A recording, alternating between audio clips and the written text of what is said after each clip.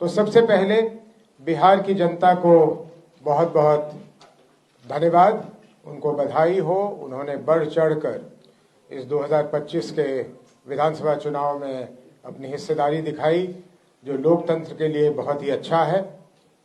उसके बाद एनडीए को प्रचंड बहुमत पाने के लिए बहुत बहुत धन्यवाद और आने वाले दिनों के लिए उनको बहुत बहुत शुभकामनाएं।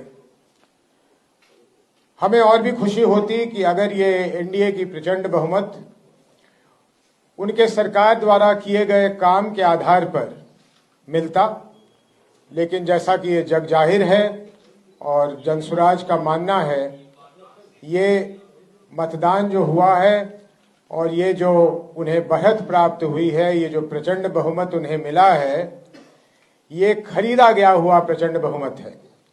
पहली बारी देश में, हालांकि छोटे छोटे ऐसे प्रयास होते रहे हैं, लेकिन पहली बारी मेरा मानना है, हम लोग सबका मानना है और अधिकांश बिहार के लोगों का मानना है, बाहर के लोगों का मानना है, आप तमाम अखबार के अगर एडिटोरियल्स पढ़िए तो आपको पता लगेगा कि 21 जून के बाद इस सरकार ने चुनाव के होते होते तक करीब करीब 40,000 करोड़ रुपए, ये आंकड़ा याद रखिएगा और एनडीए वालों से पूछिएगा, 40,000 करोड़ रुपए खर्च करके ये बहुमत प्राप्त किया है। ये हमारी मांग है कि एक साफ सुथरी सरकार बने जिसमें भ्रष्ट और दागी मंत्री की जगह न मिले।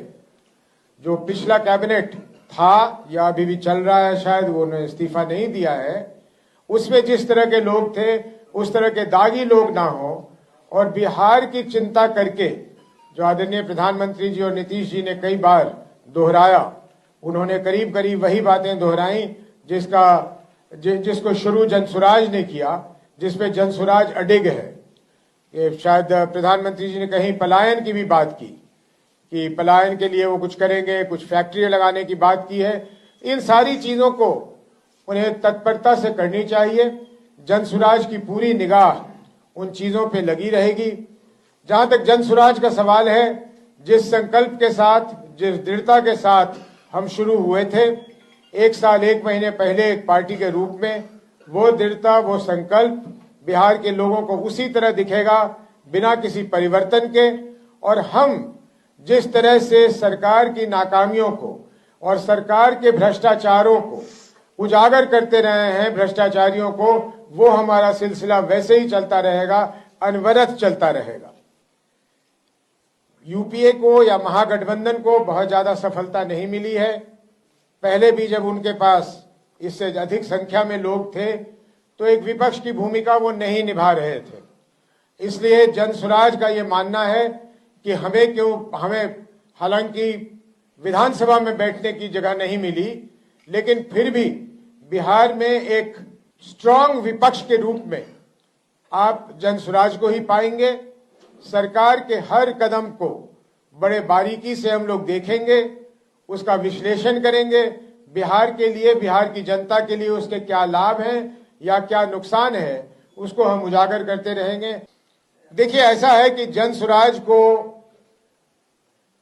निराशा है, हम हताश नहीं हैं, हमें वोट नहीं मिले, तो हमारा ये पूछना है अपने आप से भी कि भाई हमारे वोट कहाँ चले गए। तो वोट यहां चले गए कि राजद के न आने के डर से हमारे जो वोट थे वो पिछले आखिरी के 2-3 दिनों में एनडीए की तरफ चले गए और इस कारण हमारे वोट हर जगह पे आपको बहुत ही कम दिखेंगे। हम खुद आश्चर्यचकित हैं कि आखिर ये वोट हमारे गए कहां। लेकिन वोट जाने का मुख्य कारण ये है कि राजद के आने के डर से, मैं महागठबंधन भी नहीं कह रहा हूं, उसमें कांग्रेस से उतनी डर नहीं थी उनको, लेकिन राजद के ना आ जाने की वजह से, कि राजद ना आ जाए